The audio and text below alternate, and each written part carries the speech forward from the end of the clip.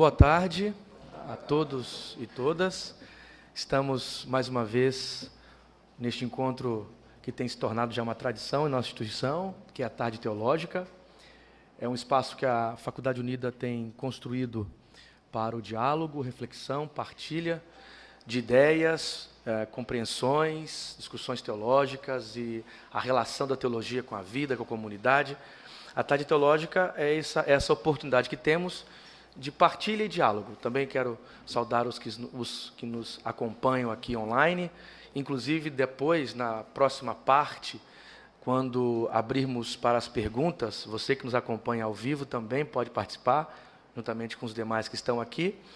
E hoje temos um momento muito especial, um tema muito interessante, sugestivo, inclusive, para o nosso tempo, que é a leitura do Apocalipse de João. E, para tanto, nós recebemos, a Faculdade Unida recebe aqui, o professor doutor Valtair Miranda. Gostaria de convidá-lo a estar comigo aqui na mesa. Vamos saudá-lo com uma salva de palmas, por favor.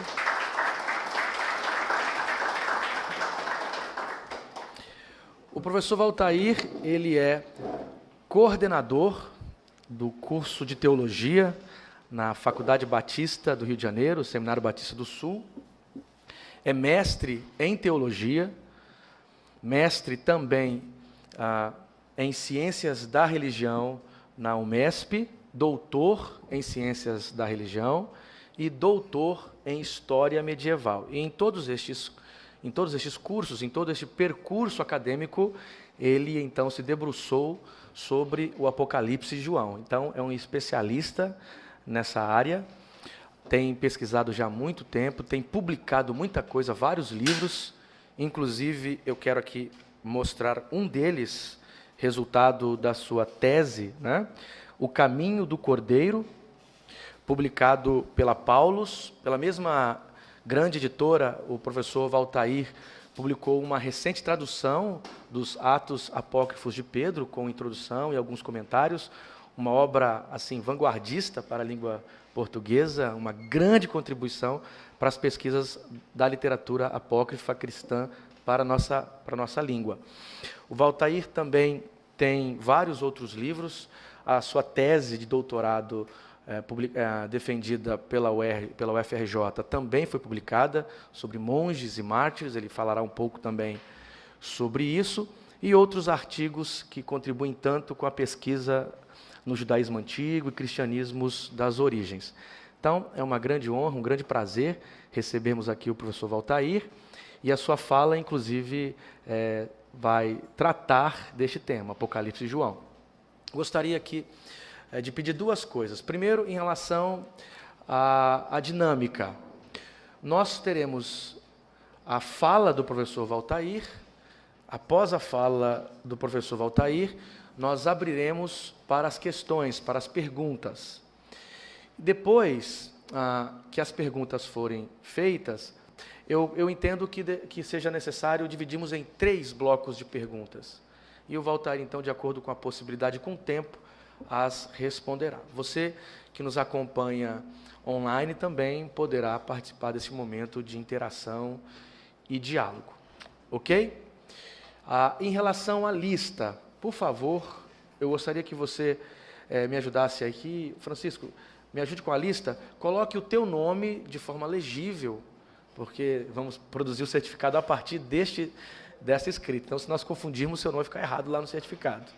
Então, bote seu nome aí nessa lista e o e-mail. E o e-mail também legível, certo? Nós vamos falar de Apocalipse, mas sabemos muito pouco de Revelação, tá? Então, coloque aí o nome e o e-mail legíveis, para que depois a faculdade aí envie para você o teu certificado. Bom, eu já quero passar a palavra para o professor Valtair, que tem a liberdade de expor o seu tema e dialogar aqui conosco. Uma boa tarde para todos, a todas. É privilégio retornar a esta casa, a esta instituição. Ela me recebeu muito bem há alguns anos atrás, num encontro da ABIB. Naquele momento, como membro da diretoria, a instituição me recebeu muito bem. Ela fez uma bela recepção para nós, aqui da ABIB, né? Da Aliança, da Associação de Biblistas do Brasil. E recebi com muito gosto o convite do professor Kenner para voltar aqui e conversar com vocês nesta tarde de teologia sobre este assunto que me acompanha já faz bastante tempo, né? Eu gosto desta temática, essa temática me provoca bastante. Eu trabalho com esse tema, então, desde logo a minha formatura. Saí da graduação, fui fazer um mestrado na área de teologia, discutindo esses temas. Fomos para a ciência da religião também, discutindo esses temas, e o que muda é o olhar, né? O olhar da teologia e o olhar da ciência da religião. Da ciência da religião, ele é um pouco diferente. Então, esse olhar sobre o mesmo texto, o mesmo livro, me ajudou bastante, me enriqueceu profundamente a minha produção sobre o Apocalipse de João. Um conjunto de ferramentas disponibilizadas pela ciência da religião, né, nos ajuda a ver coisas no livro, né, a perceber elementos que não havíamos percebido antes com a teologia apenas. E depois fizemos um doutorado. A pesquisa de mestrado em ciência da religião e doutorado em ciência da religião trabalhou o Apocalipse usando categorias como a identidade, ascetismo, martírio, sofrimento. São categorias que nós aplicamos ao livro. E o resultado desta caminhada de 6 anos, né, foi o livro que o Kenner mostrou para vocês, O Caminho do Cordeiro, certo? O Caminho do Cordeiro, publicado pela Paulus, é a tese de doutorado em ciência da religião. Está faltando aqui um capítulo, que não entrou aqui por questões editoriais, mas não faz diferença, porque esse capítulo é o capítulo de História da Pesquisa. É para quem está na banca, basicamente, esse capítulo, né? Então, quem desejar o texto inteiro da defesa, encontra no site da Metodista. Lá você tem o PDF da tese toda, inclusive com essa parte de História da Pesquisa. E para quem não precisa desse capítulo, o livro é uma sugestão interessante para você. Depois fizemos uma nova caminhada pela História. Eu fiz uma graduação em História e um doutorado em História, e esse doutorado discutiu também Apocalipse, né? Eu levei o tema para dentro da Universidade Federal do Rio de Janeiro, na área de História Medieval. Ali dentro, História Medieval, encontrei uma professora orientadora que se interessou pela temática. Eu propus a ela trabalhar um comentário medieval. Esse comentário foi publicado por um monge, foi escrito por um monge medieval chamado Joaquino da Fiore, ou Joaquim de Fiore, e meu doutorado ali foi, então, uma análise desse comentário do Joaquim de Fiore à luz do que veio antes do Joaquim. Então, para escrever a tese, eu tive que trabalhar, então, um pouco da relação entre o tempo do Apocalipse, e o Apocalipse em si, até chegar a Joaquim, né? Então, resultado dessa pesquisa é o livro Mártires e Monges, Milenarismos Antigos e Medievais, que conta esta caminhada do Apocalipse de João, no primeiro século, até Joaquim de Fiore, no século XIII, né, que ele morreu em 1202. Do primeiro século ao século XIII, então, a forma como o Apocalipse foi recebido, foi trabalhado pelas igrejas durante esses 1.200 anos, né? Terminou ali. E tenho comentado com as pessoas mais próximas que, se é para levar avante o projeto, de agora para frente é trabalhar do Joaquim. Até agora. É possível fazer isso? De que maneira? Seria um terceiro volume dessa trilogia, O Caminho do Cordeiro, Mártires e Monges, e alguma coisa depois. Estamos estudando aí para ver o que sai.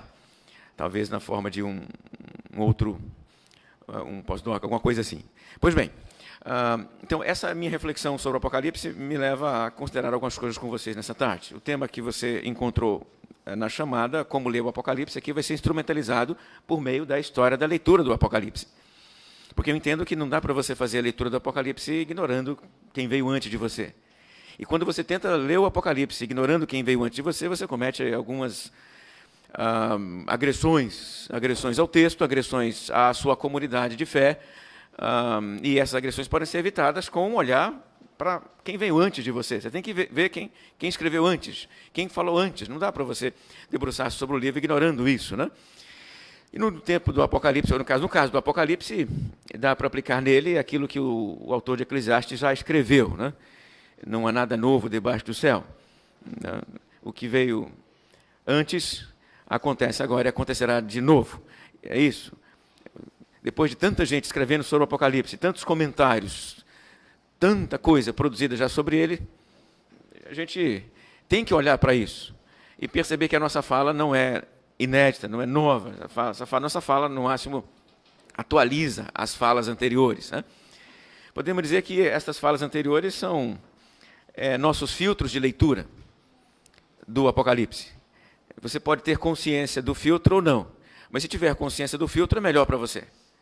Se você não tiver consciência, você está usando o filtro do mesmo jeito. Você não está lendo o livro sem o filtro, mas consciente do filtro é melhor, né? É como se fossem estes óculos que eu uso, e o que você alguns aqui estão usando, alguns aqui usam óculos, né? Veja só, você tira os óculos e você enxerga as coisas de uma forma diferente. No meu caso, meio embaçado, né? Eu preciso dele para enxergar você bem. Alguns usam óculos de cores, óculos escuros. Os óculos, eles definem aquilo que estamos enxergando, por meio das cores, por meio da densidade, por meio da intensidade, por meio da proximidade, né? Você tem esse instrumento no olho para enxergar. Mas, às vezes, você está tão acostumado com ele que não percebe. Não sei se já aconteceu com vocês que usam óculos e tentaram encontrar o óculos com óculos na cara. Não sei se aconteceu contigo, né? Estou com óculos, cadê meu óculos? Estou enxergando, está aqui na minha cara aqui. Mas você pergunta, eu pergunto ao meu cônjuge, cadê meu óculos? Está na sua cara, meu filho. Está precisando de remédio para a memória mesmo. Por quê? Porque você está tão acostumado com ele que não enxerga mais o óculos, né? Mas ele está ali. Se tirou ele, você enxerga de outro jeito. Então, é preciso ter consciência dele. Se não temos consciência, continuamos enxergando por meio dele do mesmo jeito. O olhar para a história da leitura do Apocalipse, então, é isso, né? É você tentar enxergar estes filtros, estes óculos, e compreendê-los. Talvez fazer uma crítica dos mesmos, né?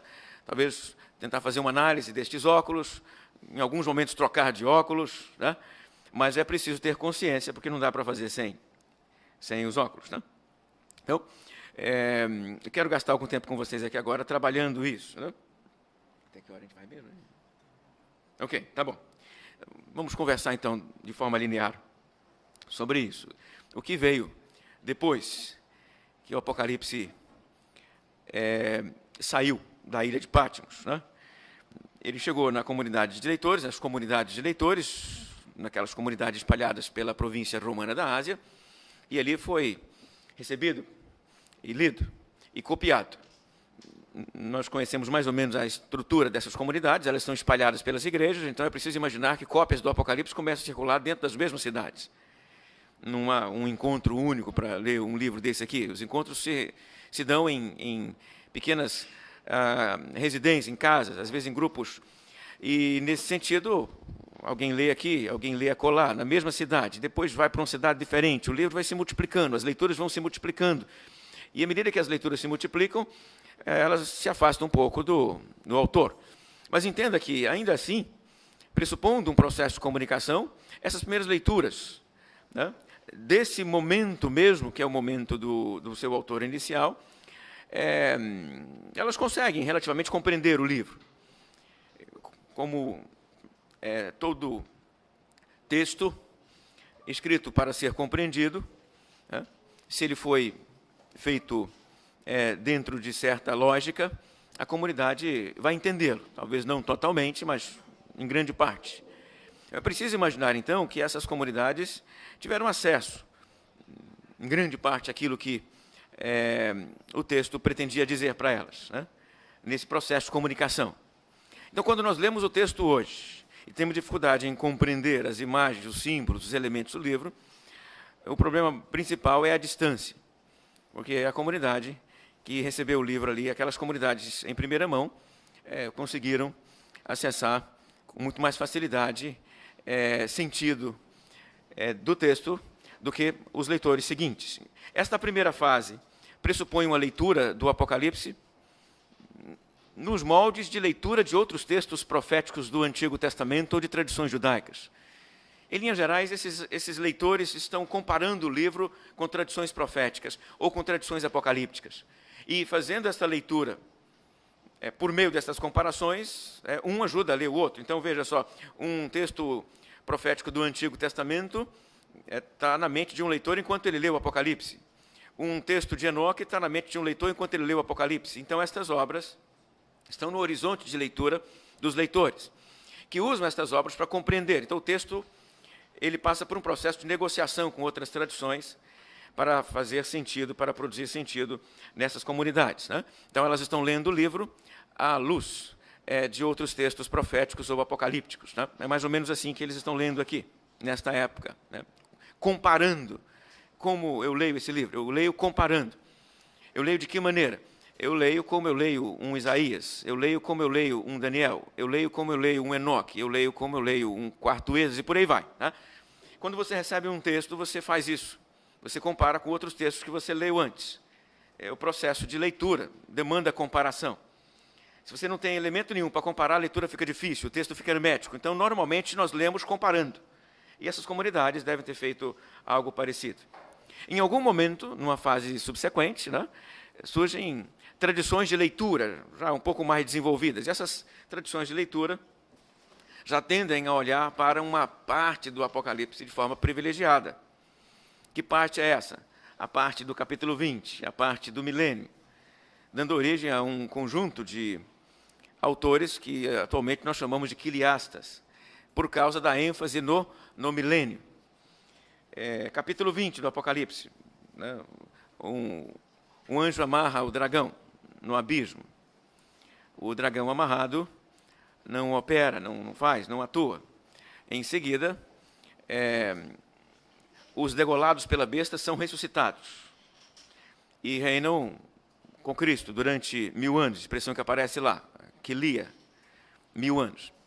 Após este período de 1000 anos, segundo o relato, há uma soltura do dragão, de Satanás, e ele tenta atacar o acampamento do povo de Deus. Segundo o relato, ele não consegue, ele é queimado com fogo que desce do céu e lançado no lago de fogo onde estavam as duas bestas. Esse é o relato, é a narrativa dele. Esse relato atraía muito essas pessoas, esse relato provocava muito, esse relato convidava a leitura. E convidava a leitura por um elemento muito próprio desse instante, que é o martírio. Tem muita gente morrendo por causa do seguimento de Jesus. E esses leitores, eles tinham, então, uma predileção por estas passagens, porque elas falavam em ressurreição. Um texto que fala que os degolados pela besta ressuscitarão para reinar com Jesus atraía muito quem perdia alguém martirizado. Morreu a mãe, morreu o irmão, morreu o tio, morreu não sei quem, morreu alguém perto, martirizado. Ok, então, esse livro atrai. A imagem da ressurreição desses entes queridos atrai bastante, né? É verdade que há outras passagens de ressurreição no Novo Testamento. Podemos lembrar de Coríntios 15, podemos lembrar de 1 Tessalonicenses 4:13, mas o Apocalipse, de uma forma geral, atraía muito pelo relato do milênio. Isso produz, né, uma geração de leitores, um conjunto de leitores que leem a partir daqui. Daqui eles leem o resto. É uma leitura enviesada, é verdade, mas daqui eles leem o resto. A partir dessa perspectiva, eles fazem a leitura do restante do livro. Eu destaco, por exemplo, aqui uma figura, o Papias. E o Papias tem uma fala que ilustra bastante, então, essa perspectiva de reinado na Terra, período de governo na Terra, né? Eu vou ler um trechinho para vocês. Isso você encontra no livro Mártires e Monges, que faço um parênteses para vocês. Eu trouxe, mas eu vendi os livros ontem, no evento de ontem, e não consegui trazer para vocês. Não tive fé suficiente, né? Faltou fé. A bolsa tinha espaço, mas faltou fé. Eu até tinha uns livros lá em cima da minha mesa no gabinete, lá, mas eu olhei para aquela caixa assim e falei, eu vou levar essa caixa toda, muito pesada, dor nas costas, então vou levar só esse aqui. Vendi tudo ontem, então. Mas aqui, se alguém tiver interesse, entre em contato comigo. O livro publicado pela editora Capenck, mas eu tenho alguns exemplares e posso compartilhar com vocês também, caso vocês tenham interesse. Tá? Mando pelo correio, chega em 2, 3 dias na sua casa. Esse relato aqui do Papias diz o seguinte, o Papias falando, né? Haverá dias em que nascerão vinhas, que terão cada uma 10.000 videiras. Você conhece, é muito conhecido esse texto aí. Cada videira terá 10.000 ramos, cada ramo terá 1.000 galhos, cada galho terá 10.000 cachos, cada cacho terá 10.000 uvas, cada uva espremida renderá 25 litros de vinho. É muito vinho para beber. Percebe que o pessoal gosta de vinho aqui. E quando um dos santos pegar um cacho, o outro cacho vai gritar assim: pega-me, porque eu sou melhor que este aí. E por meu intermédio bendirá o Senhor. Você percebe, é uma imaginação interessante a respeito da prosperidade da terra, daquilo que haverá na terra, na intervenção de Deus, na intervenção messiânica. Essa perspectiva está rondando os leitores desse primeiro momento. Eles gostam de imaginar o milênio, gostam de idealizar o milênio, nem sempre nos mesmos termos, nos termos aqui de uva, não. Às vezes a idealização é diferente, mas eles gostam de idealizar isso, né? De imaginar esse instante. E durante a história, nós vamos encontrar diversas comunidades, mesmo distantes desse primeiro momento, que também se encantaram em idealizar o milênio na Terra. Nós chamamos esses grupos de comunidades milenaristas. E veja, a imaginação sobre o milênio varia de comunidade para comunidade.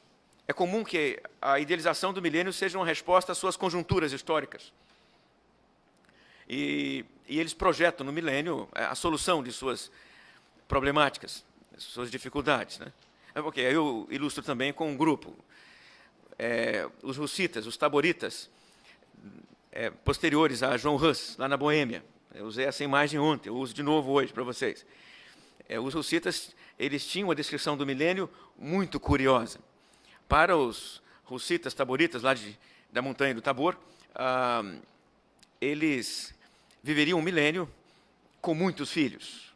As mulheres teriam muitos filhos. E os homens também teriam muitos filhos. É isso mesmo, os homens dariam à luz, segundo os taboritas. E dariam à luz, né, no texto taborita, sem dor. Ainda bem, né? Ainda bem. Sem dor. Mas daria à luz, junto com as mulheres, porque o desejo deles era ter muitos filhos, muitos filhos, muitos filhos. É para ter muito filho, se o homem tivesse ajuda, né?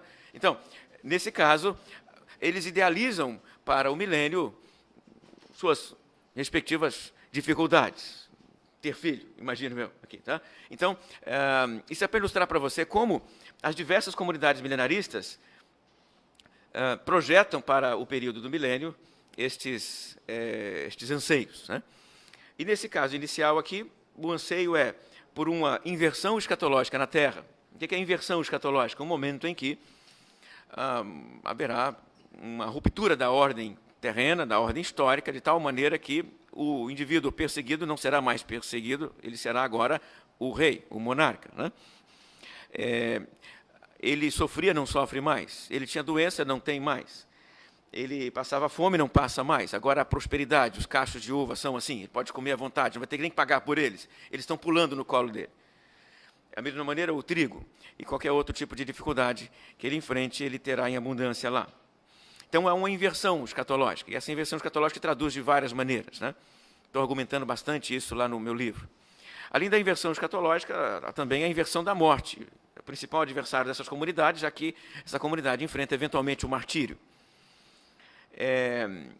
A ressurreição corporal está no horizonte dessas comunidades. Eles esperam uma ressurreição.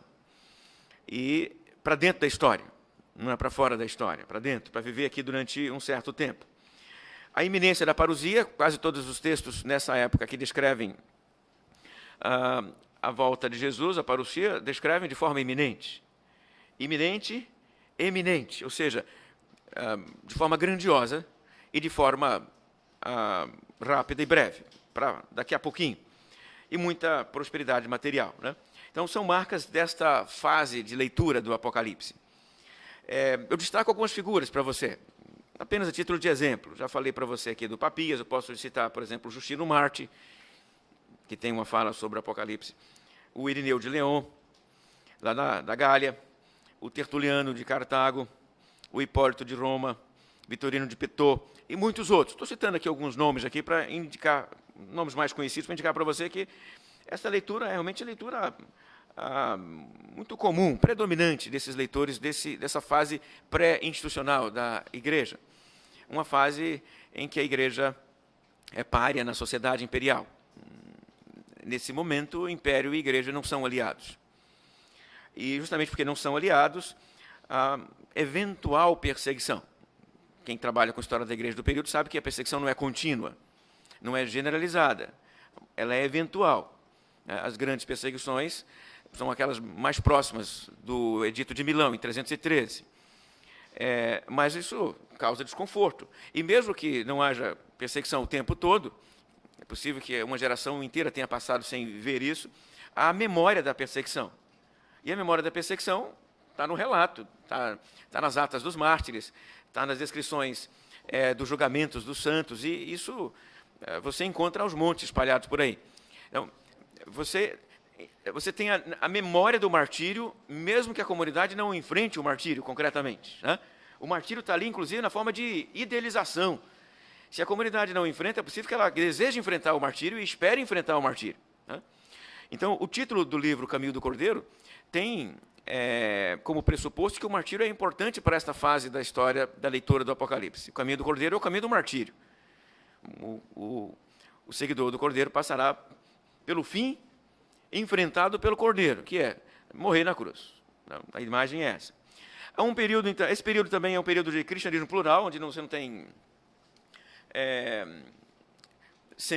centralização eclesiástica, você não tem centralização canônica, você não tem centralização litúrgica, doutrinária, dogmática, você não tem centro nenhum. O movimento cristão, nesse momento, é plural, cristianismos. Então, é um fenômeno acéfalo, no sentido que ele não tem uma cabeça. É possível dizer que há aqui dioceses principais, é possível dizer que você tem bispados principais, né? O episcopado de Roma tem já um certo peso, o episcopado de Antioquia tem um certo peso, o episcopado de Alexandria tem um certo peso, e esses 3 episcopados aqui estão disputando poder nessa fase da história da Igreja, até que depois surge um outro episcopado, que é o episcopado de Bizâncio, né, para formar aí um quarteto, e depois vem um quinto, que é o de Jerusalém. Mas, no momento inicial, você tem essas figuras centrais, não tem uma cabeça. Quem é a cabeça da igreja aqui? Isso não existe, né?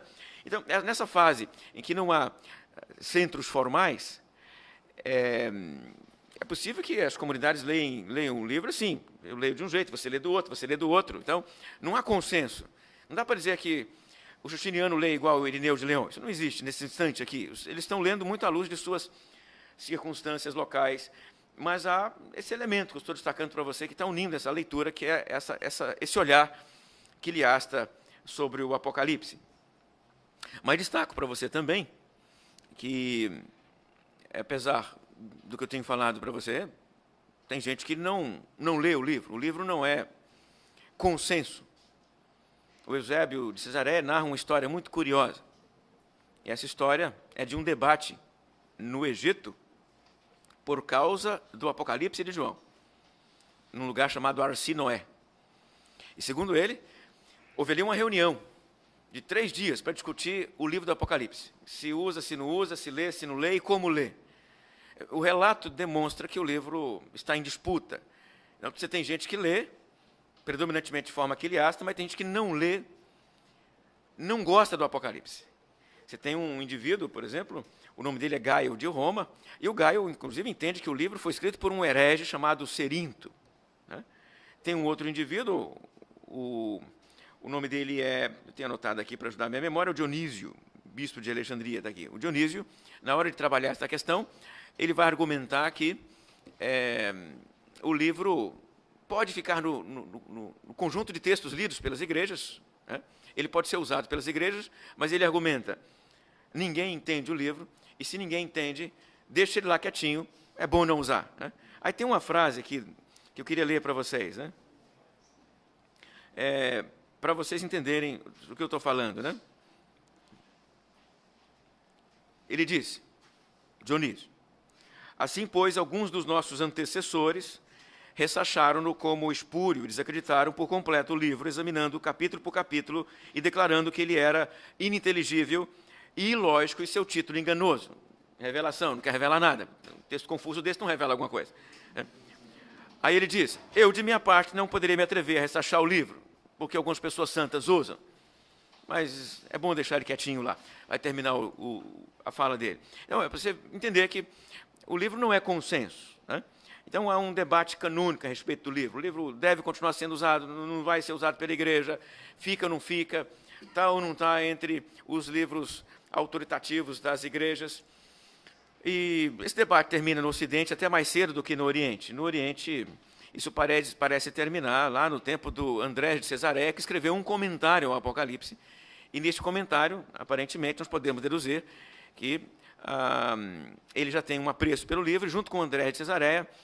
Comunidades orientais já receberam o livro como livro canônico, isso já no torno do século VI, VII, então imagina que demorou mais no Oriente do que no Ocidente. O livro continuou, então, no cânon, né? Mas desse jeito, assim, um livro para ser usado de vez em quando, porque não é um livro muito claro, né? Mas não é apenas a questão da clareza que, nesse momento, está afastando os leitores do Apocalipse. Tem uma outra questão aqui. Você vai se lembrar muito bem disso. Então, no ano 313, acontece, então, lá o Edito de Milão. Né? Parece, então, que não há mais perseguição às comunidades cristãs. Rapidamente, há o evento da conversão de Constantino, que muda o favor do império na direção da igreja. Agora, a igreja é favorecida por Constantino. Ele favorece a igreja. Favorece em diversos espaços. Favorece investindo na construção de templos, restaurando templos. Ele investe de diversas maneiras. Então, quando o Constantino morreu, a igreja já tinha crescido bastante, e quando Teodósio, no final deste século, final do século IV, lá em meados de 385, talvez um pouquinho depois, quando Teodósio resolve declarar o cristianismo como religião oficial do império, o cristianismo já é majoritário. Um autor, John Gage, costuma dizer que 90% do império, na década de 90 desse século IV, 90% do império já é cristão. Ok, isso quer dizer o seguinte, quer dizer que é desconfortável, então, ler um livro que tende a estigmatizar Roma, porque Roma é estigmatizada no livro. Você lê o livro e você percebe que Roma não está no coração do João. Pelo contrário, né? Ele joga praga em Roma. Né? Para João, Roma tem que ser queimada, destruída, degolada. E é aquela imagem interessantíssima que ele constrói lá nos capítulos 17 e 18, para falar da Roma, é terrível, né? Assustadora. Né? É uma prostituta que vai ser queimada, vai ser degolada, vai ser destruída, vai ser abandonada, e todo mundo vai deixá-la sozinha. Veja só, e isso, naquele momento, calava no leitor perseguido, mas agora não cala mais. O pessoal olha para esse texto e diz, não, na nossa Roma, não, agora é a nossa capital. Nossa capital não pode ser isso aqui. A nossa capital é a sede da igreja. Né? E agora não dá mais para fazer isso. Então, o império é cristão. Então, se o império é cristão, é difícil pensar aqui em inversão escatológica. Por quê? Inversão o quê? O império já é cristão. Então, vejam que alguns temas trabalhados pelos quiriastas já não são trabalhados mais por causa do desconforto. Tá?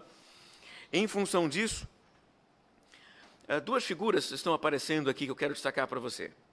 O Ticônio, que é um donatista, escreveu um comentário sobre o Apocalipse chamado Explanatio Apocalypsi, e esse comentário, apesar de perdido, está preservado por meio de outros comentários. O comentário dele, em primeira mão, se perdeu, evidentemente, porque alguém deixou perder. Mas o texto está preservado, em grande parte, em outros comentários. Por exemplo, o comentário do Beato de Liébana. Tem grande parte do Ticônio dentro dele. E o Ticônio está trabalhando o livro de uma outra maneira. Ele rejeita o quiliasmo, faz uma leitura simbólica do livro, e, consequentemente, a Roma agora pode ser interpretada de outro jeito, e ele insere no livro elementos que ganharão projeção posterior, como, por exemplo, o princípio de recapitulação. O livro não é linear, há séries que se repetem, 7 isso, 7 aquilo e mais 7 depois. E um elemento que ele lança no livro também é a fala profética de que um dia pode ser 1000 anos e 1000 anos pode ser um dia. Consequentemente, no livro, os números são símbolos de alguma coisa. 1000 anos não é 1000 anos, não é na história. O milênio vai ser interpretado, então, como um período de tempo indeterminado, uma certa fase da história, e esta fase é associada à existência da igreja. O milênio é o tempo de existência da igreja, enquanto a igreja existe, é milênio. Né? Se você percebeu, ele está criando uma categoria de leitura do Apocalipse, né, que vai ser apropriada e vai ser utilizada por Agostinho de Hipona. Na verdade, é o Agostinho de Hipona que populariza essa perspectiva de leitura, de tal forma que, a partir de Agostinho de Hipona, é difícil ler o Apocalipse de outro jeito. O Agostinho é muito significativo para a Idade Média. As grandes figuras medievais partem de Agostinho, trabalham com Agostinho, leem Agostinho, interpretam Agostinho, é o pai Agostinho. Para divergir de Agostinho tem que pedir desculpa, né? Como o Joaquim vai fazer no comentário dele. Ele gasta 3, 4 fólios para resumir Agostinho. Depois pede desculpa e diz diferente. Mas ele não deixa de repetir Agostinho. Porque Agostinho é uma figura que marcou profundamente esses leitores aqui na Idade Média. Então, ele tem que pedir desculpa, né, ao pai Agostinho, para dizer diferente, né? E ele, então, o Agostinho popularizou a leitura de Ticônio. Ticônio parece ser o pai da criança, mas o Agostinho popularizou a leitura que, em linhas amplas e gerais, hoje chamaríamos de amilenismo, que é essa forma de olhar o livro sem grandes vínculos com a história, a não ser com supercategorias como o tempo da igreja, a história da igreja se passando de forma ampla, rejeitando elementos que eles vão chamar de elementos muito carnais, muito judaicos, como, por exemplo, o milênio na Terra, né? Isso tornou quase posição oficial. Na verdade, a posição oficial da Igreja Romana durante a Idade Média era a posição agostiniana. Agostinho domina a leitura do Apocalipse, então, por muito tempo. Não quer dizer que não haja outros leitores do Apocalipse nesta época, mas são leitores do subterrâneo. São leitores muito localizados, né? Quando falamos em leituras majoritárias, estamos pensando em fenômenos mais macros. No caso, Agostinho domina a leitura do livro até Joaquim de Fiore, né, o personagem que trabalhei no meu doutorado. Joaquim é uma figura fascinante. Fascinante mesmo.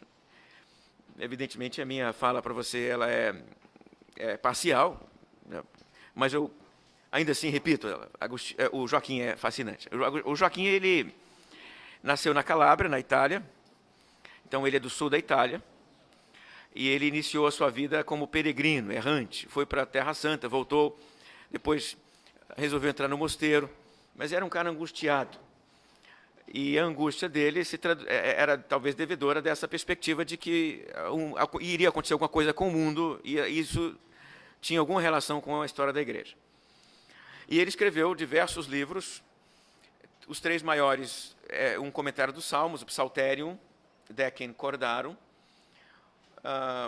o Saltério 10 Cordas, que é um comentário dos Salmos, um livro de hermenêutica, chamado Concórdia, e um livro do Apocalipse, Expositio in Apocalypse. O meu trabalho de doutorado foi sobre o Expositio, né? Esses livros não estão traduzidos para a língua portuguesa, e, na verdade, o Joaquim ele passou por um processo de discriminação na história da igreja. Eu vou explicar para você. O Joaquim, então, é um monge na Calábria. Você imagina que, como monge calabrês, ele seria preservado pela Igreja Católica, que teria preservado os livros de Joaquim, como preservaram Agostinho e Tomás de Aquino, e traduzir esses textos, estão em nossa disposição em língua portuguesa. Vai na livraria, você encontra esses autores, né? Você encontra, por exemplo, aí, confissões em diversas versões em português. Você pode escolher a versão que você quer, mas você não encontra os livros de Joaquim em português. Em português de Joaquim, você encontra apenas um pequeno sermão dele, publicado no Brasil por uma revista lá do sul do país, revista Veritas, de filosofia. Um pequenino sermão, é a única coisa em português que você tem de Joaquim, além dos extratos dele que estão na minha tese, feitos diretamente do latim, porque você não tem tradução. E por quê? Porque o Joaquim se tornou uma figura desconfortável para a igreja, porque ele diz. E já que ele tornou-se uma figura desconfortável para a igreja, ele tornou-se um marginalizado dentro da Igreja Católica, e os protestantes não receberam o Joaquim porque ele era católico. Então ele está no limbo aqui, ó. Um católico não recebe o Joaquim porque o Joaquim ele falou algumas coisas que não calaram muito bem, né? E o protestante não recebeu o Joaquim porque o Joaquim é católico. E o resultado, o Joaquim está no meio. Você tem as grandes obras de Joaquim ainda sem tradução, até para outras línguas da atualidade. O Expositio não tem tradução para nenhuma língua da atualidade, nem para o inglês, nem para o francês, nem para o italiano, nem para o italiano, que está lá na Itália. Ninguém traduziu o Joaquim, o Expositio inteiro. dizem que estão traduzindo o Joaquim, o Expositio, há 20 anos. Há 20 anos alguém dizia, estou traduzindo. Né? Um especialista em um alemão, ele não mostrou até hoje o que ele traduziu. O Concórdia tem 40% traduzido. O Psalterium tem uma tradução do Psalterium mais popular. Entenda o seguinte, uma figura dessa, então, significativa para a história do pensamento, né, merece que a gente se lembre dele, que trabalhemos com ele.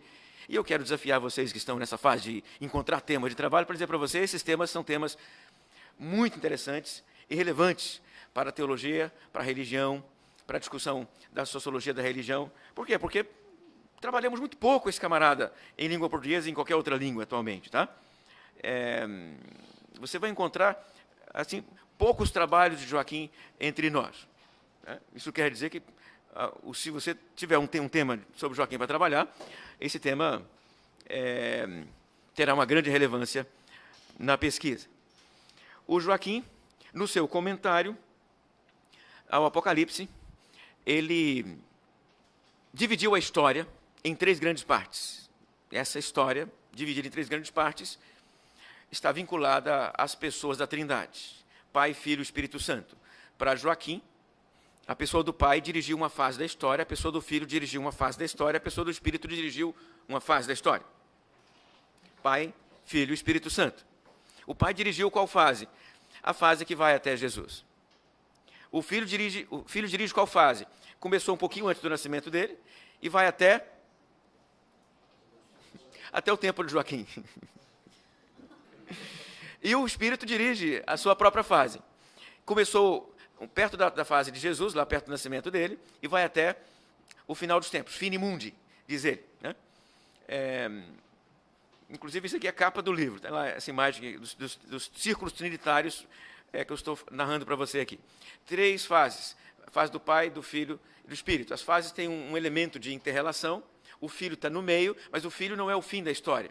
O fim da história é o Espírito Santo. Você percebeu logo que o que causa desconforto na igreja, né? O fim da história não é o Filho, o fim da história é o Espírito. A fase do Filho termina quando? Um pouco depois dele, do Joaquim, século XII, século XIII, ele achava que ia terminar dali a pouco. Tá? Os seus discípulos cunharam a data 1260, não foi o Joaquim exatamente que definiu essa data, foram seus leitores, discípulos dele após a sua morte.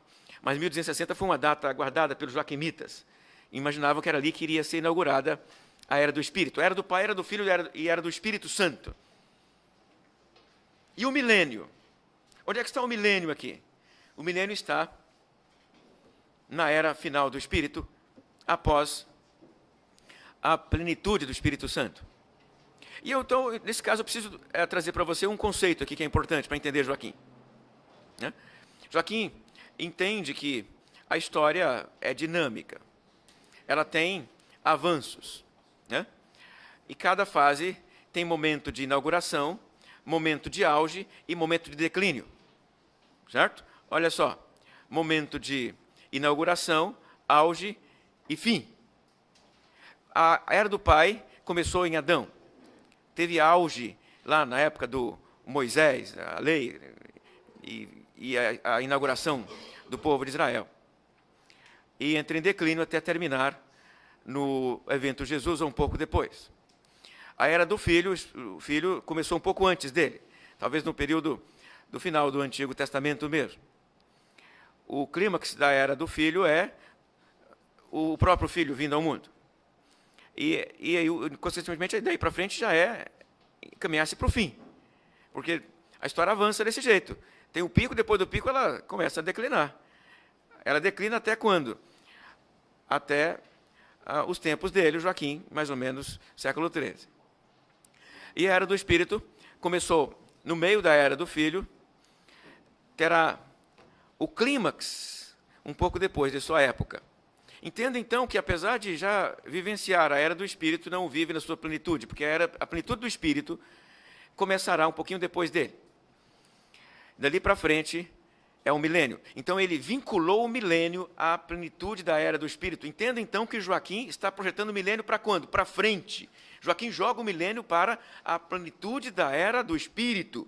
Ainda não se vive o milênio. O milênio é no futuro. Quando Jesus voltar, não. Não tem volta de Jesus para o milênio acontecer. Jesus volta para terminar a história. Fine mundi parousia. Então, o milênio começa sem parousia. O milênio começa sem a presença de Jesus na terra, diz Joaquim. Consequentemente, essa perspectiva de leitura nós chamamos hoje em dia de pós-milenista. Percebeu aí? Pós-milenista? Ó, tem milênio, não tem parousia. Milênio sem parousia é pós-milenismo. Né? O milênio está para o futuro sem parousia. Tem a volta de Jesus necessariamente. O Joaquim me parece ser o primeiro pós-milenista. Veja, esse termo é anacrônico. Ele não usou esse termo. Ninguém usou esse termo naquela época. Tá? Eu estou usando a categoria que usamos hoje para poder ler esses camaradas. Tá? São categorias anacrônicas ao seu próprio tempo, mas nos ajuda pedagogicamente a entender o que está acontecendo aqui. Então, o Joaquim é, na minha perspectiva aqui, um grande pós-milenista. Tá? Ele tem uma perspectiva, então, muito otimista com relação ao que vem à frente, mas sem parousia. Tem parousia na Terra. A igreja vai viver plenamente na Terra a sua história sem parousia. E para isso ela será transformada completamente. As suas instituições serão transformadas. A grande instituição da Era do Espírito será a instituição monástica. Os monges reinarão sobre a Terra. Né? É isso. É o Joaquim falando aqui. Os monges. Né? Os monges, eles conduzirão esta fase da história da igreja. Não será mais o sacerdócio secular. A gente logo entendeu que isso trouxe desconforto para a igreja. Né? A ordem joaquimita foi fundada no tempo dele. A igreja aprovou a criação da ordem joaquimita. A ordem cresceu até mais ou menos 150 anos depois. Depois ela foi cassada pela igreja. E os seus últimos herdeiros, seus últimos filhos, os últimos joaquimitas, foram recebidos dentro dos cistercienses, uma outra ordem anterior mesmo a Joaquim. Então, para ilustrar aqui, já falei para você aqui um pouquinho, em linhas gerais, sobre como Joaquim interpreta o livro, mas veja só. Ele vincula o Apocalipse a certas fases, e aí, quando ele lê as trombetas assim, apenas a título de ilustração. Trombeta 1, heresia dos fariseus. Trombeta 2, os nicolaítas. Trombeta 3, os arianos. Trombeta 4, os maometanos. Trombeta 5, os patarinos. Trombeta 6, os falsos profetas. E trombeta 7, o anticristo. Né? Percebeu aí como ele trabalha, né? Esse é um contexto do Joaquim, um contexto da Idade Média Central. O mundo está em revolução, o Ocidente principalmente, época das Cruzadas, conflito entre Papa e Imperador, reformas eclesiásticas. Você está vendo aí já o nascimento de movimentos reformados que darão origem aí às reformas de Martinho Lutero, João Calvino e outras mais. Então, é um instante da história do Ocidente assim, muito fértil. Joaquim é parte disso. Né?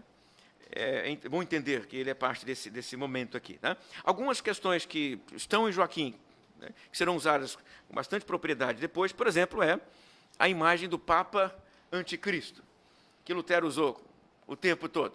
Lutero gostava dessa imagem, o Papa Anticristo. Né? O Papa Anticristo não é a criação do Martinho Lutero, é a criação do Joaquim de Fiore. Mas lembra você, o Joaquim, naquele momento, ele cunhou 2 superpapas no final dos tempos, o Papa Angelical e o Papa Anticristo. Então, quando ele falava assim, os outros até conseguiam ouvi-lo. Se você esqueceu o Papa Angelical e só falar do Anticristo, ninguém ia ouvir. Então, ele cunhou o Papa Angelical e o Papa Anticristo. 2 figuras que se manifestariam a partir da Igreja Romana e iriam, no final dos tempos, dividir a Igreja. O Papa Angelical, evidentemente, iria vencer o confronto e destruir o Papa Anticristo. Os reformadores esqueceram o Papa Angelical e só lembraram do Papa Anticristo. E até hoje, quando alguém fala, perguntando numa palestra qualquer se o Papa é o Anticristo, está lembrando, mesmo sem saber, dessa tradição que começou em Joaquim de Fiore. Né? Lembra que eu falei para você dos óculos? Né? Quem começou a falar esse negócio foi Joaquino. Né?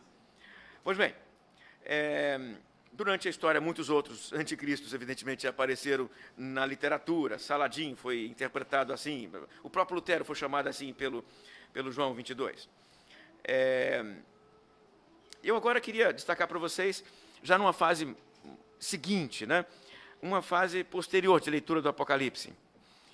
Se você pensar nos reformadores, eles estão acompanhando, em linhas gerais, o Agostinho de Hipona, essa leitura mais simbólica do Apocalipse.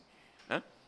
o João Calvino, o próprio Martinho Lutero, na forma como ele lê. Ele não gostava do Apocalipse, mas ele tinha essa perspectiva assim, meio agostiniana de ler o Apocalipse.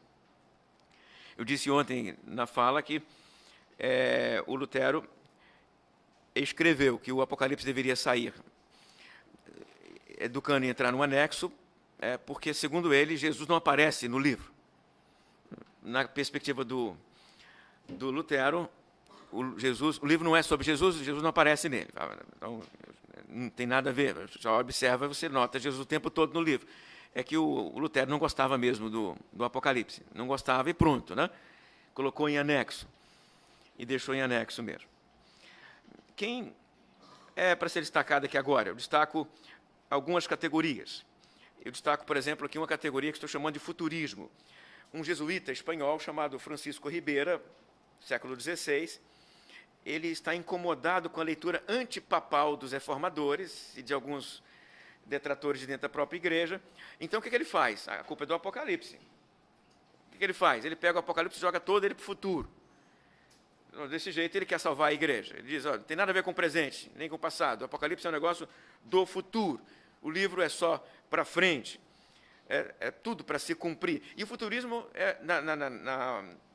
na perspectiva do Francisco Ribeiro, é uma tentativa de proteger a igreja das acusações por meio do Apocalipse. Como reação ao Ribeiro, evidentemente, surgiu um outro, um dominicano, John Hentenius, um dominicano da Gália. Ele começa a usar o livro na perspectiva preterista, dizendo que o livro não é sobre o futuro, é só sobre o passado, tentando também salvar a igreja. Ok, tá bom, o livro fala da igreja, mas que igreja é essa? A igreja dos tempos do João. Essa igreja lá dos tempos do João não é a igreja que nós conhecemos aqui agora. A Roma de lá é a Roma imperial. O livro não fala do futuro, fala do passado. Um para salvar joga para o futuro, outro para salvar joga para o passado. Um deu origem a essa tradição mais futurista e o outro dá origem à tradição preterista. Mas a leitura que mais interessa a gente, eu acho que nesse momento aqui, é aquela que vai começar aí a partir do século XIX. Por quê? Porque essa leitura é muito próxima de nós. Quem está envolvido com comunidade sabe que, quando você começa a falar do Apocalipse, alguém pergunta para você quando será o arrebatamento, se será de 7 anos ou de 3,5, essas coisas. E essa perspectiva é uma perspectiva muito, muito próxima de nós. Ela começou no século XIX. Né? Ela começou no século XIX e consequentemente, antes disso, você não tinha exatamente essa reflexão nesses termos. Né? Ela está vinculada a um clérigo irlandês chamado John Darby, que começou dentro da igreja inglesa. O John Nelson Darby nasceu em 1800 e morreu em 1882. Ele foi um clérigo de sucesso dentro da igreja inglesa, mas quando o bispo dele entendeu que todos os clérigos tinham que também declarar fidelidade ao monarca inglês, e ele, irlandês, não gostava disso, ele queria, inclusive, a independência da Irlanda, ele deixou a igreja inglesa e fundou uma comunidade, como a comunidade dos irmãos de Plymouth, lá na Irlanda. Essa comunidade não se desenvolveu tanto assim, mas o que o John Darby produziu, sim. Ele se tornou um pregador de conferências, não só na Inglaterra, mas também nos Estados Unidos. Nós temos que lembrar aqui que nós estamos no rescaldo do segundo grande movimento de avivamento nos Estados Unidos. Né? Então, é aquela época das grandes conferências. Tem gente que tem dinheiro e investe o dinheiro produzindo conferências. E aí, traz o conferencista de longe e vem muita gente ouvir. É a época das grandes conferências. E o John Darby, ele é uma dessas figuras. E a temática principal dele é a interpretação do Apocalipse a partir de uma retomada do quiliasmo antigo. Mas ele adapta o quiliasmo antigo com alguns elementos novos. Que elementos novos são esses que o John Nelson Darby trouxe para o quiliasmo da antiguidade? Um elemento é a categoria dispensação, as chamadas grandes dispensações, fases da história da humanidade, fases essas caracterizadas por uma maneira peculiar de Deus tratar a humanidade, né? Uma dispensação. O que mais que ele trouxe para a leitura quiliasta? Ele pegou o quiliasmo, então, e foi atualizando, adaptando. ele trouxe a perspectiva que eu chamei agora de arrebatamento. Ele não é o pai dessa ideia.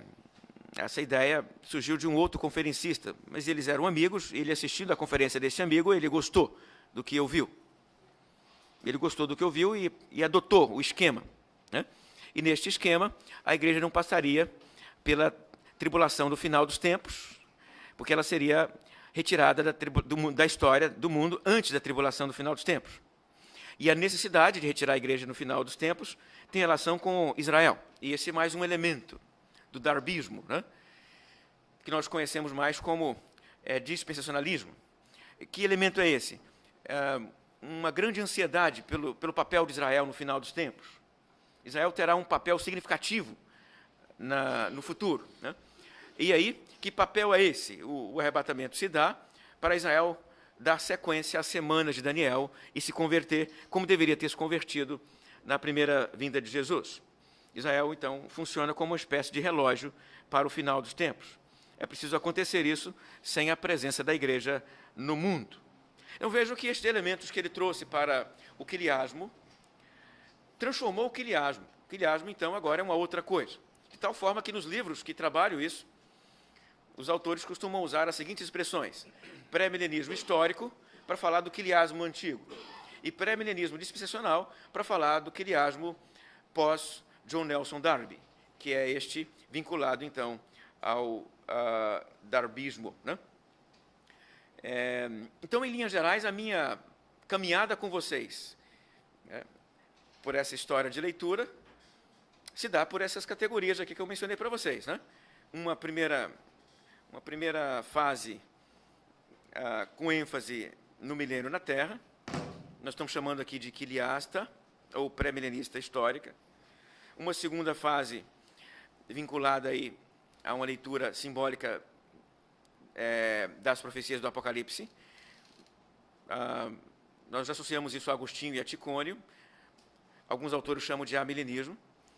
Depois temos aqui o pós-milenismo com o Joaquino da Fiore, mas alguns mais conhecidos, Jonathan Edwards, por exemplo, né? São mais próximos de nós, pós-milenistas. E agora, recentemente, então, depois do preterismo e do futurismo, que tentaram salvar a igreja da acusação de anticristo, né? Nós temos essa fase final, que é o pré-milenismo darbista, que é o pré-milenismo dispensacional, cujas ênfases são essas que eu destaquei para vocês. Tendo dito isso, acho que agora a gente pode conversar na forma de perguntas, né? Vocês perguntam, vou reagir às questões que vocês levantarem, para a gente interagir melhor.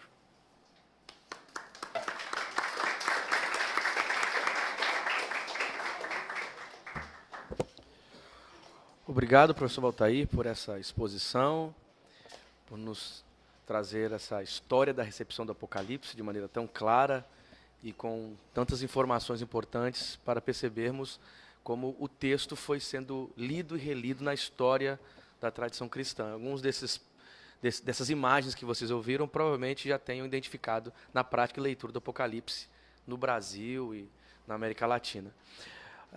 Nós queremos agora abrir para você que deseja participar. Você levante sua mão, faça pergunta. Nós vamos juntar a tua pergunta com mais duas perguntas e aí o professor Valtair pode dialogar com você. Tá bom?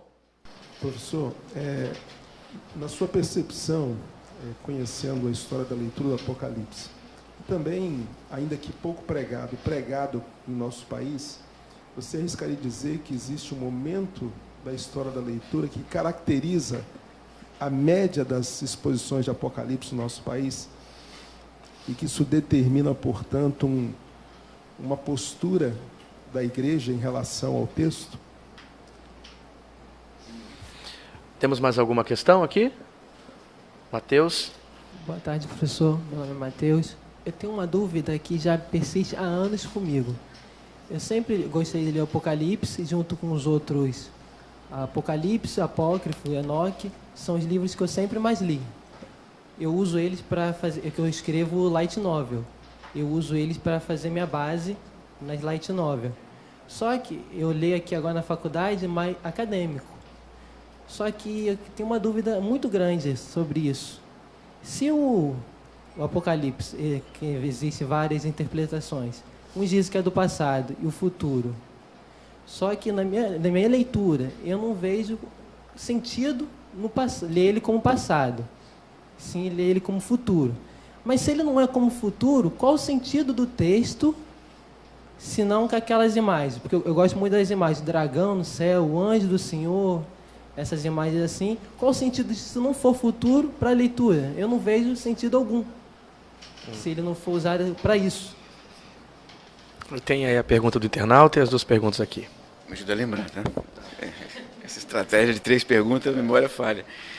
O internauta que perguntou essa questão parece uma pegadinha, né? Porque a tendência é dizer o meu livro é a melhor leitura, mas na verdade aí seria arrogante tanto quanto aquele outro colega que eu falei com você aqui agora, né? E não vou cair na pilha do internauta, não. Eu quero recomendar alguns comentários para você, meu querido internauta, sobre comentários que eu gosto muito, né? Sem contar, então, o meu e o do Kenner aqui, né? Eu quero recomendar para você, por exemplo, um comentário publicado pela editora Esperança, em 2 volumes sobre o Apocalipse. Um comentário interessante, eu gosto daquele comentário. Ele é muito interessante, muito útil, muito fácil de usar. Comentário Esperança do Apocalipse, né? É o nome do comentário, tá? Editora Esperança, em 2 volumes.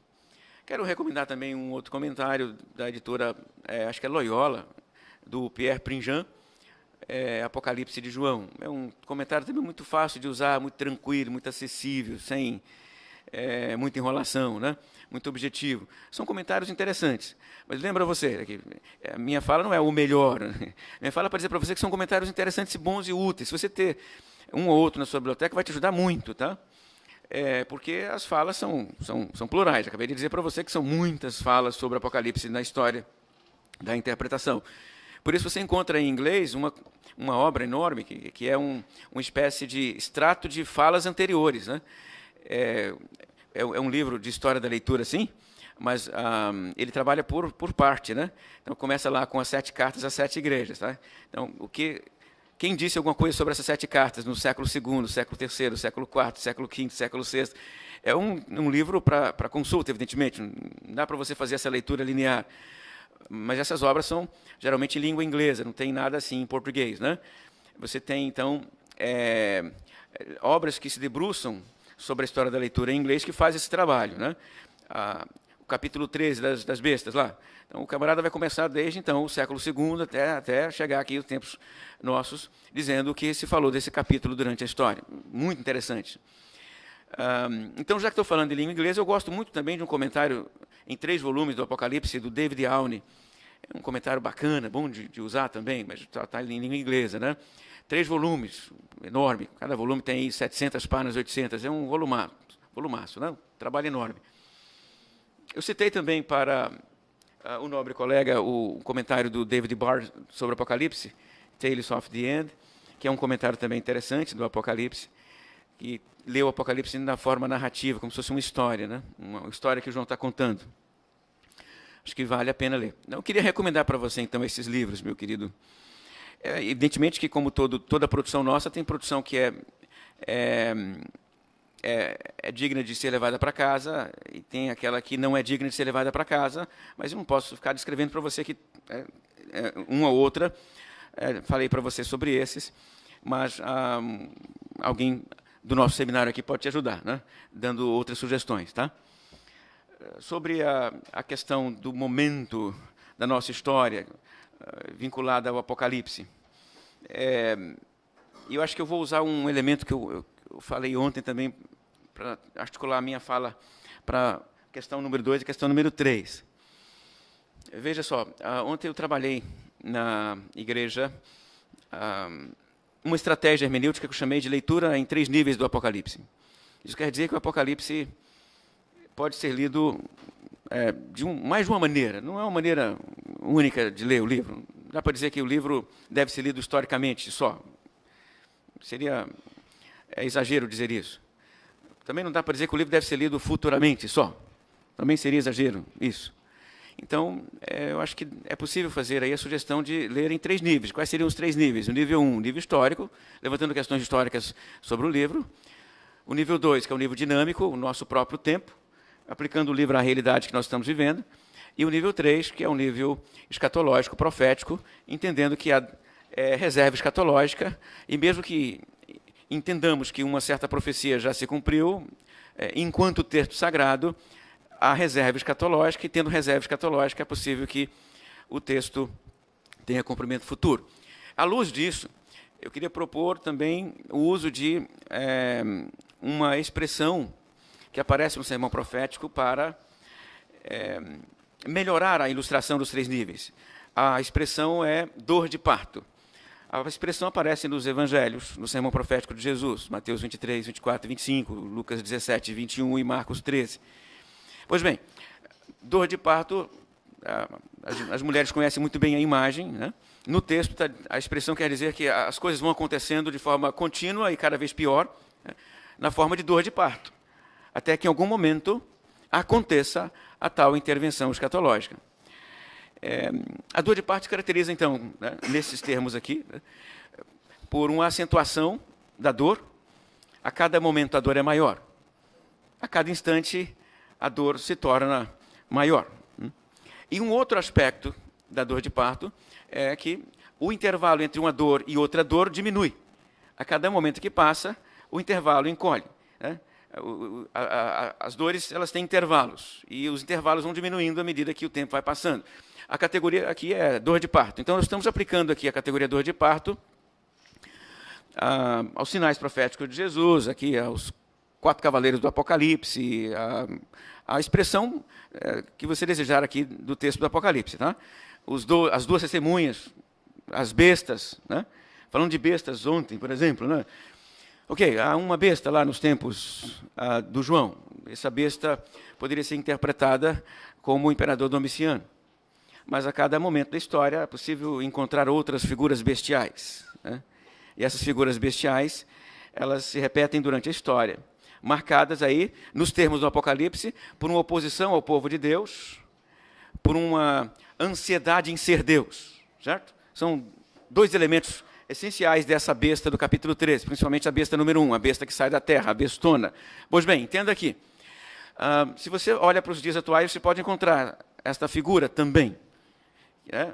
Você pode pegar os mesmos elementos e aplicar aqui. Então, essa figura, você pode olhar à sua volta e entender que há bestas no plural, grandes figuras bestiais, figuras que trazem dor e desconforto para o povo de Deus, figuras que tentam tomar o lugar de Deus, são figuras que colocam o chapéu de besta, né? Mas, entenda, se você aplicar a isso dor de parto, qual é a lógica? A cada vez que passa, a besta é maior. E o intervalo entre uma besta e outra é menor. Até o momento da parousia, quando a maior de todas as bestas se manifestará. E a maior de todas as bestas será a besta das bestas, a besta escatológica. Então, veja só, dizer que a besta está lá e está aqui, não é negar a besta do futuro. Entenda que é possível ler o Apocalipse no passado e no futuro, simultaneamente. É possível ler o livro para o meu presente também. E eu acredito que se você não lê o livro no presente, você está fazendo um trabalho equivocado com o livro, porque o livro precisa ser um livro para o seu presente também. Não faz sentido você ter um livro na Bíblia que não funciona no seu presente. Pensando aqui no que você me falou aqui agora, né? Não faz sentido, mas tem texto na Bíblia que você precisa encontrar sentido, mesmo que não faça sentido. Você tem lá passagens de Levítico, por exemplo, que podem não fazer tanto sentido assim. Negócio de comer peixe com escama ou sem escama. Levítico gasta um capítulo descrevendo o tipo de peixe que você vai comer. Que sentido tem isso? Depois ele gasta 3 ou 4 capítulos falando sobre a cor da parede. Se tem mancha amarela na parede, se tem mancha vermelha na parede, se tem mancha amarela, vermelha. Que tipo de mancha tem na parede? Se a parede é a parede santa, a parede estragada, a parede não sei o quê. E aí você lê 3 capítulos de Levítico e se pergunta, o que eu faço com isso? E tem aquele monte de texto que só conta quem é o pai de quem é o filho de quem é o neto de quem, e você se pergunta o que eu faço com isso. Então tem texto que você precisa encontrar sentido, mesmo que não faça tanto sentido assim. Então dizer que o livro do Apocalipse pode ser lido no passado ou no futuro, ou no passado e no presente, não é negar sentido para qualquer leitor. Porque o leitor precisa encontrar sentido no texto, porque o texto é sagrado para a sua comunidade e sagrado para você. E se é sagrado para você, você encontra sentido nele. É preciso que isso aconteça, senão é desperdício. né? Ele está aqui, sagrado para a sua comunidade, para fazer sentido para você. Então, encontra sentido no livro. Né? Como fazemos com livros que parecem não fazer tanto sentido assim. Há histórias que nós temos que nos esforçar para que façam sentido. Mas estão no texto, e o texto é sagrado para a minha comunidade, e eu sou ministro de uma comunidade, eu preciso levar esse texto para o púlpito da minha comunidade, o texto tem que fazer sentido. Eu não posso simplesmente abandonar o texto, porque o texto não fez sentido para mim. Eu encontro sentido no texto. Então, entenda que, ao fazer isso, o livro pode ser usado para explicar um momento histórico que estamos vivendo no Brasil hoje. Mas não só. Ele também vai explicar um momento histórico dos meus netos, quando eles nascerem, que não nasceram ainda. Graças a Deus. Os meus 2 meninos ainda são solteiros, estão estudando. Mas veja só, nesse momento, ainda sem meus netos nascerem, eu posso dizer, o Apocalipse vai fazer sentido para a sua comunidade, tanto quanto faz para a minha comunidade. E tem que fazer. Ele tem que explicar a realidade. Dizer quem são as bestas e como reagir às bestas. Propor para nós ações contra as bestas. Porque o caminho do Cordeiro é o caminho de oposição às bestas. Não é de aliança, né? Então, é papel nosso entender as bestas e romper com elas. Isso dá para fazer no meu presente histórico. Meu neto vai fazer também no presente histórico dele. Bem como uma geração atrás alguém fez no seu próprio tempo histórico. Entendam, então, que o livro descreve o nosso momento, sim, mas não só o nosso momento. Né? Porque se eu dissesse que ele descreve só esse momento, eu teria que fazer o que Miller fez. Eu vou ilustrar para vocês. Eu participo de muitos debates sobre o Apocalipse.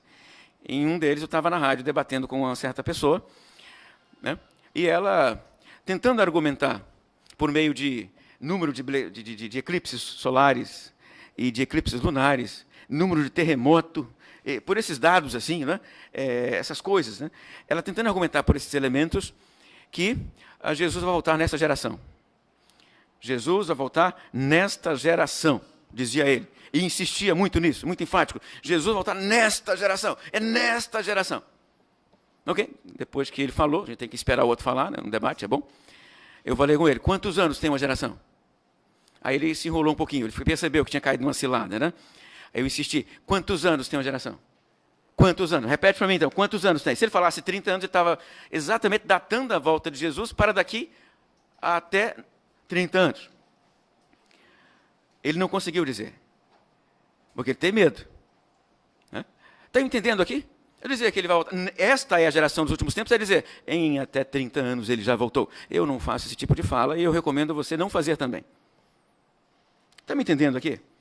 Estas falas nossas que parecem ser tão interessantes, assim, tão comuns, você ouve o tempo todo esse negócio, esta é a última geração, esta é a última geração, está vindo, agora está vindo. Quantos anos tem a geração? É 30? Então quem... alguém escreveu um livro muito vendido no século passado, né? Hal Lindsey. Lembra do Hal Lindsey? A Agonia do Planeta Terra? Mas como aquele livro vendeu? Um dos grandes best-sellers antes do Deixados para Trás. Antes do Deixado para Trás, Hal Lindsey. Aquilo vendeu igual água, meu irmão. Ele datava a volta de Jesus no livro dele. Datava. Já passou a data que ele marcou lá. E agora você lembra do Hal Lindsey em aulas como esta aqui, ó. Coisa para não fazer. Está me entendendo aqui? Então não faça isso, não faça desse jeito, não.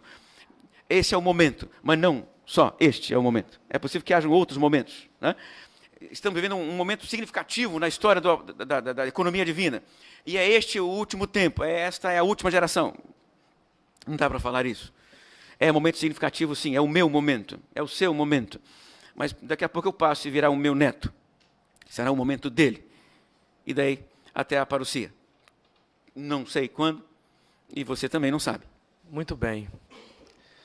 Nós terminamos a nossa conversa e, vivendo no país em que estamos, na atual conjuntura, e ouvindo o Valtair falar do Apocalipse e a história da recepção do Apocalipse, e ele terminou falando a respeito da besta ou das bestas, infelizmente nós vivemos um tempo de uma espécie de bestialização, em que o vil tem se tornado honroso, o desumano algo a se celebrar. Mais do que nunca nesse país precisamos ler mais o Apocalipse, porque o Apocalipse é exatamente essa voz que diz não para um sistema que diz ser a voz última, porque o Apocalipse ouve a voz daquele que é a voz última e nos alivia e nos cria esperança, dizendo: a voz última está sob a soberania daquele que criou os céus e a terra. Então, acredito que, ouvindo Valtair, lendo o Apocalipse, é possível olharmos para a nossa realidade e termos ainda esperança. Ok? Obrigado. Vamos aplaudir a Valtair por esse momento.